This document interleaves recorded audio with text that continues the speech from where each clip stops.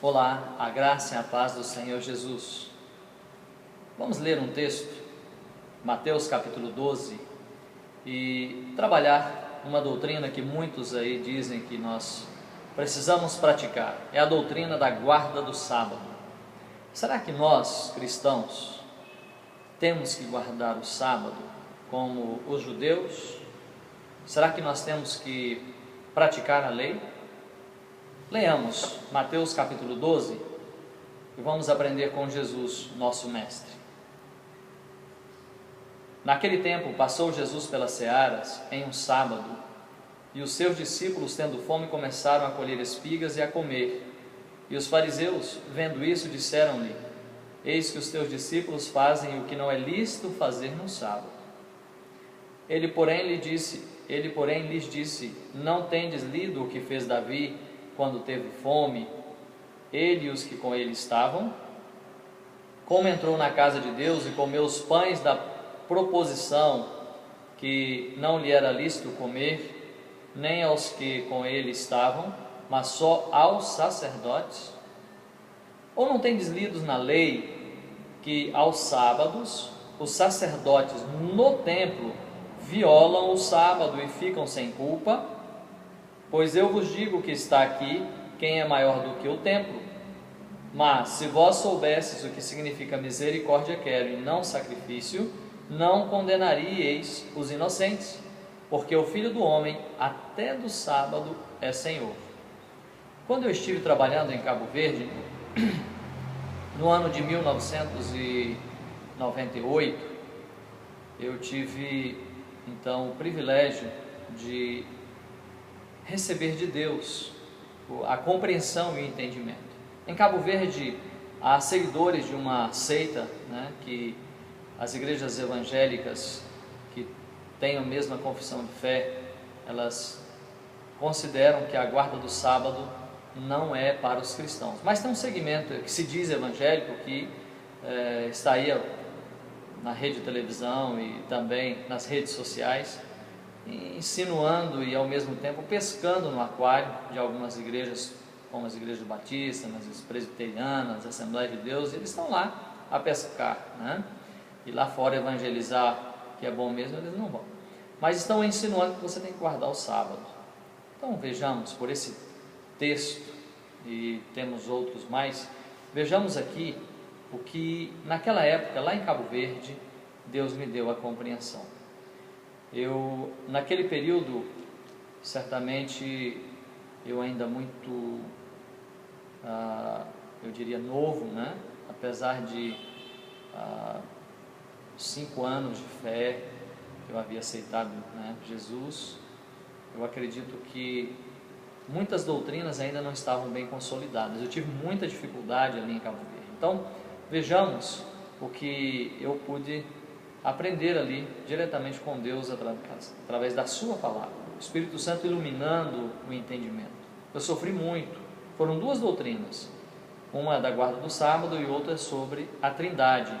Lá em Cabo Verde nós temos essas 2 seitas, na realidade são 3, mas a terceira ela não tem tanto peso, mas 2 seitas, depois, se você quiser saber, você pode teclar comigo e eu te informo quais são elas. Essas 2 me deixaram um tanto confuso, mas graças a Deus, joelho no chão, pedindo ao Senhor, que Ele me iluminou o entendimento através da sua palavra. Não foi uma revelação mística, uma revelação esdrúxula, não, é uma revelação que está aqui, que é a palavra de Deus. Eu apenas tive a iluminação do Espírito Santo através desta revelação que já é a Bíblia Sagrada, A Bíblia para nós e para mim é a revelação de Deus. Deus apenas iluminou o entendimento para compreender essa revelação. Então vejamos bem, é simples. Jesus é confrontado aqui pelos fariseus, um segmento dentro do judaísmo, um dos mais fortes, e questionado porque os seus discípulos estavam ali colhendo espigas no dia de sábado, ou seja, quebravam literalmente o sábado. Bom, Jesus então fala para eles, dá a eles 2 argumentos. Davi, que entra na casa do Senhor e come os pães da proposição, juntamente com aqueles que com Davi estavam, e que esses pães eram apenas para os sacerdotes, e Davi não foi fulminado por Deus por causa disso. E depois ele dá uma outra justificativa que nos deixa mais claro ainda, que está no versos 5 e 6, Mateus, capítulo 12, versos 5 e 6. Ou não tendes lido na lei que aos sábados, os sacerdotes no templo violam, ou seja, quebram o sábado e ficam sem culpa. Ou seja, o sacerdote no dia de sábado, se ele estivesse dentro do templo ali, ali em Jerusalém, ele então ficava inculpado. Mas se o sacerdote fizesse qualquer serviço fora, o sacerdote então era tido como culpado diante da lei. E aí no verso 6, aqui nós temos a chave. Jesus diz assim: pois eu vos digo que está aqui quem é maior que o templo.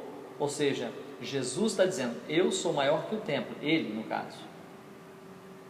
Mas como assim? Qual a explicação então? Queridos, olha aqui na minha mão. Aqui está o templo. Vou pegar a minha chave, faz de conta que essa chave é o sacerdote. Se o sacerdote aqui dentro do templo, no dia de sábado, quebrasse, ele ficava inculpável. Mas se ele estivesse fora do templo, então ele era culpado, se ele prestasse algum serviço, andar até mais de 1 quilômetro, por exemplo, ou, enfim, receber uma conta, pagar uma conta no dia de sábado, ele era culpado. Mas se ele estivesse aqui dentro, ele prestaria serviços aqui dentro e ele ficava inculpado. Talvez seja até por isso que transformaram o pátio ali dos gentios num local de compra e venda, porque lá dentro eles ficavam inculpados. Está aí uma justificativa, né? Queridos, mas Jesus vem e diz, está aqui quem é maior que o templo. Eu vou diminuir minha mão um pouquinho aqui para colocar menor, e vou colocar aqui Jesus como maior. E aí ele diz, que quem está aqui em Cristo também está inculpado, ou seja, não tem culpa. Aí suponhamos que o chaveiro aqui é você. Ou seja, se o judeu, o sacerdote aqui dentro do templo, ficava sem culpa no dia de sábado, quanto mais você agora em Jesus no dia de sábado. Ele está dizendo, olha o verso 6 aí na sua Bíblia, pois eu vos digo que está aqui quem é maior que o templo, ou seja, Jesus. Se você está em Jesus, e Jesus é maior que o templo, meu querido, certamente então a culpa, a lei não vai atingir você. Você está justificado diante da lei, porque Jesus é maior do que o sábado. Aí Jesus também fala no verso 7, misericórdia quero e não sacrifício. E no verso 8, outra chave ainda, que ele coloca, porque o Filho do Homem, ou seja, Jesus, até do sábado é Senhor. Então, meus queridos, se você quer no dia de sábado realizar qualquer obra, se você não estiver em Jesus, você vai ter que ir lá para Jerusalém, ficar dentro do templo, para você não ser atingido pela lei. Só que o templo já foi destruído. Como é que você vai então para Jerusalém? Ou seja, nem aos sacerdotes hoje há essa possibilidade. Por isso Deus não permite que o templo de Jerusalém seja reconstruído. Para quê? Porque muitas pessoas iriam fazer peregrinação para estarem aqui dentro no dia de sábado e transformar esse local como um local místico, mas na realidade Deus quer que nossa direção, nosso alvo, todas as nossas vidas se direcione para Jesus, aqui toda a humanidade. Jesus, ele é universal, ele pode abarcar toda a raça humana, todo o mundo inteiro. Você imagina Jerusalém? Imagina se caberia dentro do templo de Jerusalém todas as nações, não cabe.